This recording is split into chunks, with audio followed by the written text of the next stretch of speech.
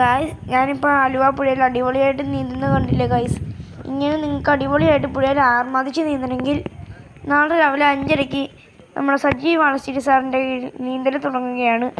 November 1 രാവിലെ 5:30 തൊട്ട് രാവിലെ 8 മണി വരെ നീന്തലുണ്ട്. തികച്ചും സൗജന്യമായിട്ടാണ് നീന്തൽ പഠിപ്പിക്കുന്നത്. എല്ലാവരും വന്ന് നീന്തൽ പഠിക്കുക. ഇനിയൊരു മുന്നേറ്റം ഉണ്ടായിരിക്കട്ടെ. നന്ദി, നമസ്കാരം.